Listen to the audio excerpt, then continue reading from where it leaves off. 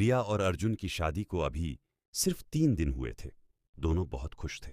Honeymoon के लिए उन्होंने शहर की भीड़ से दूर एक पहाड़ी इलाके में बने पुराने हेरिटेज गेस्ट हाउस को चुना। बारिश वाली शाम थी। जब वे वहां पहुंचे तो आसमान में बिजली चमक रही थी। गेस्ट हाउस किसी पुरानी हवेली जैसा दिखता था। ऊंची दीवारें, लकड़ी के दरवाजे और लंबे सुनसान गलियारे। रिसेप्शन पर सिर्फ एक बूढ़ा चौकीदार बैठा था। उसने चाबी देते हुए धीमी आवाज में कहा, कमरा नंबर 13। रात को अगर दरवाजे पर कोई दस्तक दे तो मत खोलना। रिया हंस पड़ी। ये भी कोई मजाक है?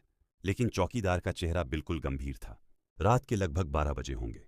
अर्जुन सो चुका था, लेकिन रिया की आंख नहीं लग रही थी। बाहर बारिश की आवाज लगातार आ रही थी। अचानक थक थक थक दरवाजे पर दस्तक हुई। रिया का दिल धड़क उठा। उसे चौकीदार की बात याद आई। उसने अर्जुन को जगाया। सुनो, किसी ने दरवाजा खटखटाया है। अर्जुन उठकर दरवाजे के पास गया। शायद स्टाफ होगा, लेकिन जैसे ही उसने दरवाजे के नीचे की दरार से देखा, उसके चेहरे का रंग उड़ गया। बाहर किसी के पैर नहीं थे। ऐसा लग रहा था जैसे कोई हवा में खड़ा हो। दोनों पीछे हट गए। फिर एक महिला की आवाज आई, रिया, दरवाजा खोलो। रिया के शरीर में सिहरन दौड़ गई। ये मेरी आवाज जैसी क्यों लग रही है? बाहर से फिर वही आवाज आई, रिया, मैं अंदर आना चाहती हूं।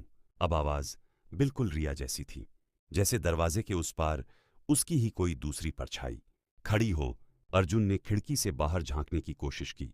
बिजली चमकी और एक पल के लिए उसे सफेद शादी के जोड़े में खड़ी एक औरत दिखाई दी।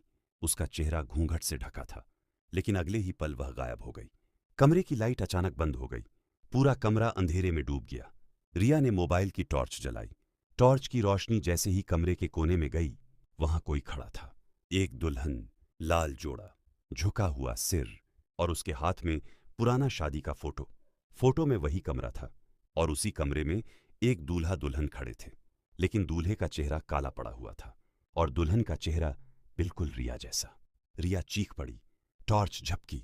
जब रोशनी वापस आई, वह आकृति गायब थी, लेकिन फोटो अब बिस्तर पर पड़ा था।